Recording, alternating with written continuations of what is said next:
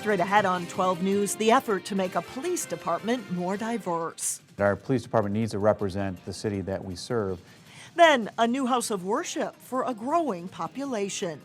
But first, keeping up with a larger student population brought on by all-day kindergarten. That's across the state. It's a game changer for all Minnesota districts.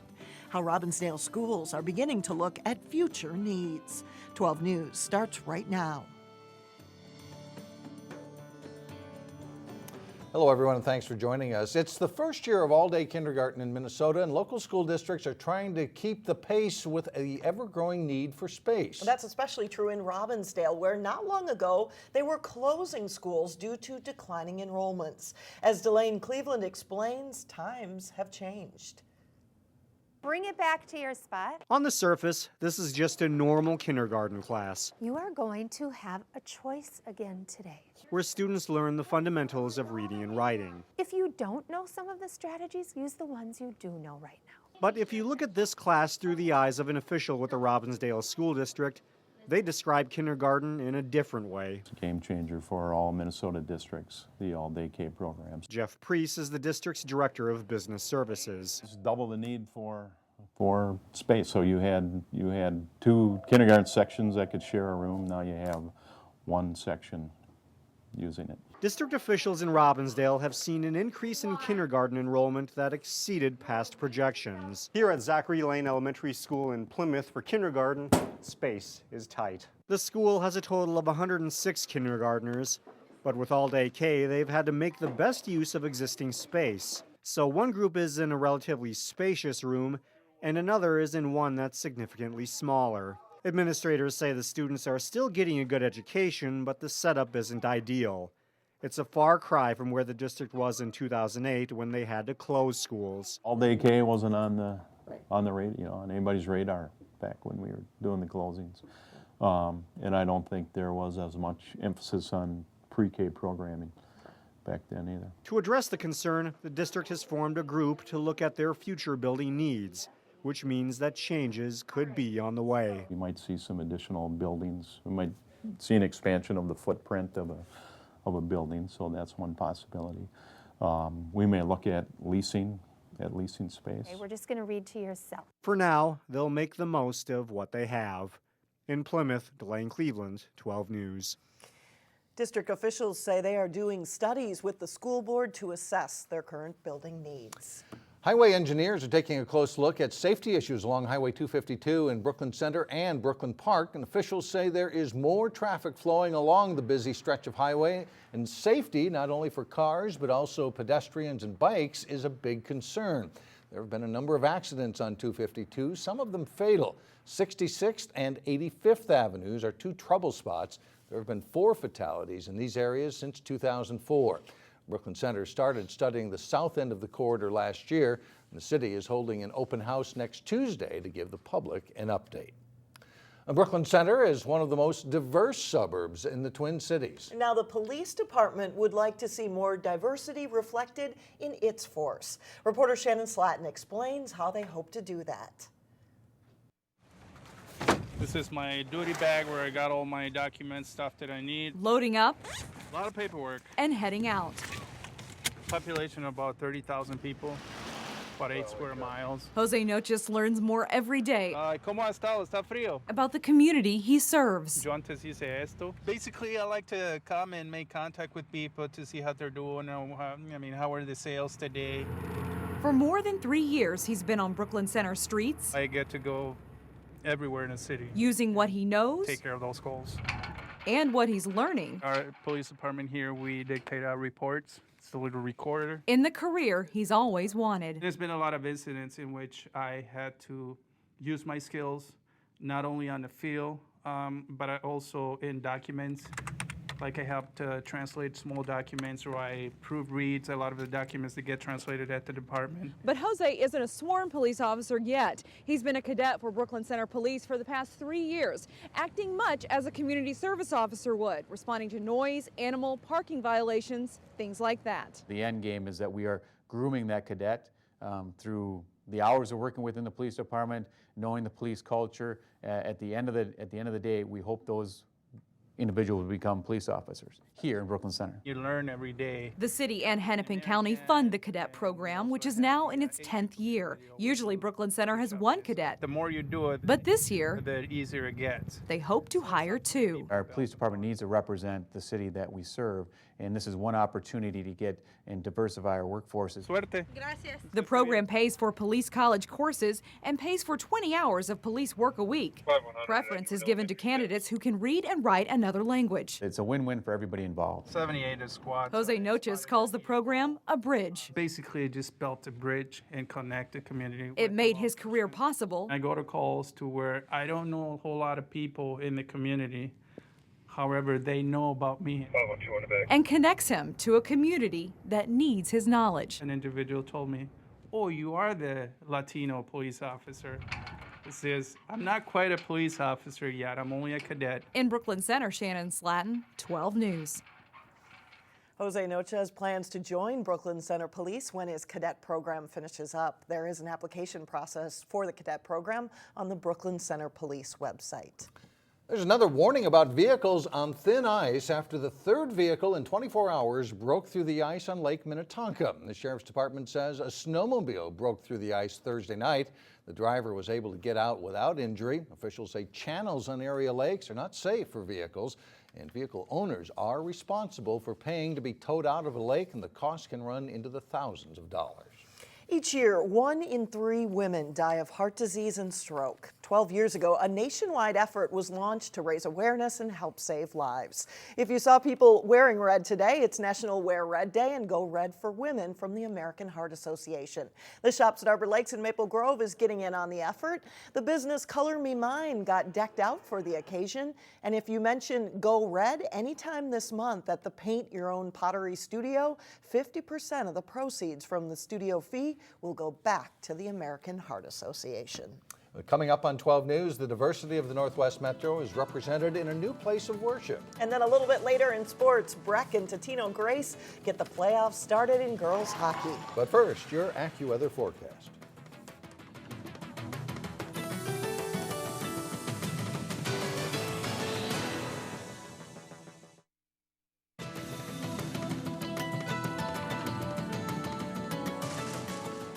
African Muslims who live in the Northwest Metro now have a new place to worship. A new mosque recently opened up in Brooklyn Center, and reporter Sonia Goins has more on the new place of prayer. So we need to be grateful and thankful to Allah, to our community, even the country in which we live. From the outside, you would never know this Brooklyn Center business complex was home to a mosque. Well, this is a great deal for us. We have no idea as to the pleasure this place has given to our individual members or collective community. Masjid Al-Ansar opened its doors in January. Today, they held Friday prayers. It is Allah who gives you the ability to even build a house. It is a pleasure for us to have a place close home that we can able to share the Islamic religion to our children and our sisters, our aunties, our nephews. I was really excited. Mohammed Bangura lives in Brooklyn Park. Before the mosque was built, he had to go to North Minneapolis to worship. It's really been a dream come true for us because we as Muslim youth in the Northwest suburbs, we never really had like a place where we could congregate as Muslims. The Muslim population is growing in the Northwest Metro. The congregation is so large, this summer members had to use a school to celebrate a religious holiday. It's one of the best locations because majority of our community lives in the Northwest suburbs. The mosque will not only be a place to pray, but a place to learn as well. We want to teach them the way of Allah. We want to teach them how to serve their community, how to be good citizens. Now, the mosque is open to the general public, even non-Muslims. The only requirement is that females cover their heads and wear a hijab like I'm wearing. Members say the Islamic Center would help to build stronger ties within the community. Our center is not just about Muslims, it's about everybody. If it's about Islam, then it should be about everybody because Islam teaches us to be kind to humanity. In Brooklyn Center, Sonia Goins, 12 News. For now, the congregation is renting the space. They hope to raise at least $800,000 to officially call it home. Well, coming up, a preview of Plymouth's Fire and Ice Festival. But up next in sports, highlights from section meets in Nordic and Alpine skiing. John Jacobson has that and more when we come back. Really fun week if you're a skier, and there is enough snow for them to ski, I There guess. is, yeah. It was not a bad week at all for skiing this week for the high schoolers. It has been a busy week of Nordic ski section races at Worth Park. Section 2 teams, including Wayzata and Maple Grove, hit the course Thursday. The girls up first. Anna French of Wayzata heads out first after a blazing first race of the day. And French, who's won 4 section titles in cross-country running, wins her first in Nordic with a combined time of 33 minutes, 7 seconds. Her teammate, Michaela Keller-Miller, is third, 26 seconds back on a good day for the Trojans. After an Eden Prairie racer, Christine Keller-Miller takes fourth as Wayzata wins the team title. Maple Grove's Hannah Fink is headed to state. She's 6th overall and first among non-team qualifiers. And then the boys are up next at Worth. And Anders Sonneson of Wayzata goes out first in the pursuit format. Sonneson races to the championship in a time of 30 minutes, even for the team champions from Wayzata. And Andrew Mian finishes third for Wayzata. Here's what 3 local state qualifiers had to say. It feels awesome. Both my sisters have had great races out here and great success, and it's always been kind of a dream for me to do this well at a race like this, and just really excited. Yeah, I think the first race was definitely the key to it, but yeah, I felt really good with it. I was definitely excited to race on the second one, and so yeah, it was good. I'm super excited. I've worked for this for 3 years, so it's really an accomplishment, and I'm really excited. Well, even without one of their top skiers, Nicole Schneider, who's competing in Europe, Wayzata wins the girls' title. Runner-up Eden Prairie also goes to state. Maple Grove is 6th, Rogers 9th, and Heritage Providence 12th. Wayzata's boys edge Eden Prairie by 1 point. Both teams advance. Minnetonka is 3rd, Rogers is 8th, Maple Grove 9th, and Heritage Providence 13th. The day before next week's state Nordic meet is the state Alpine meet, which will also be held at Giants Ridge in Bewavic. Wayzata and Hopkins, 2 of the schools competing in the Section 5 Alpine meet Thursday. Madison Lee of Heritage Christian Academy of Maple Grove was one of the local state qualifiers. Her 2-run time was 1 minute 4.85 seconds. Jens Melby of Hopkins is also headed to state, placing in the top 10 for boys. We'll have more Alpine highlights Monday on our Sports Jam show here on Channel 12. It's playoff time in girls hockey. While many of our local teams start Saturday, 2 Class A teams faced off in Section 5 Thursday as Breck and Totino Grace met up. Breck's Gabby Pilling carrying the puck in and unleashing that shot for a goal. 1-0 Breck. They lead 2-1 after 1. Second period, nice give and go for Grace. Allison Parnell from Jessica Steichen, and the backhander ties it at 2.